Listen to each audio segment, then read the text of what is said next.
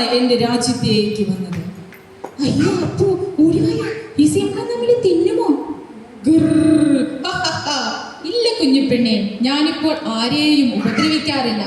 എല്ലാവരെയും സംരക്ഷിക്കുവാനാണ് എനിക്കിഷ്ടം. അപ്പോൾ നിങ്ങൾ മൃഗരാജാവല്ലേ? അതെ, പക്ഷേ രാജാവിനും സ്നേഹവും ദയയും കരുണയും ഉണ്ടാകണമല്ലോ. എന്നാൽ ഞാൻ അങ്ങനെ എല്ലാവരെയും സ്നേഹിക്കുന്ന ഒരു രാജ്ഞിയാവും. അപ്പോ നോക്കൂ തത്ത. എന്ത് ഭംഗിയാണ് തത്തയെ കാണാൻ. പച്ച നിറം, ചുവന്ന ചുണ്ടുകൾ. നമുക്ക് തത്തമ്മയുടെ അടുത്തേക്ക് പോയാലോ? ഹലോ കൂട്ടുകാരെ, നിങ്ങൾ എവിടെ നിന്ന് വന്നു? ഞങ്ങൾ നിങ്ങളെ കാണുവാൻ വേണ്ടി വീട്ടിൽ നിന്നും വന്നതാണ്.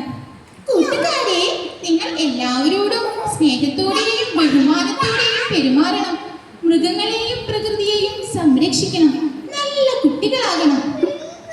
ഒത്തിരി സ്നേഹം തത്തമ്മേ. ഞാൻ നല്ല കുട്ടിയായി എല്ലാവരെയും അനുസരിച്ചോളാം. ഇനി വരുമ്പോൾ കാണാം കേട്ടോ. മൃഗശാലയിലെ എല്ലാ മൃഗങ്ങളും കൂടി അമ്മുവിന്റെയും അപ്പുവിന്റെയും കൂടെ നൃത്തം ചെയ്യുന്നു.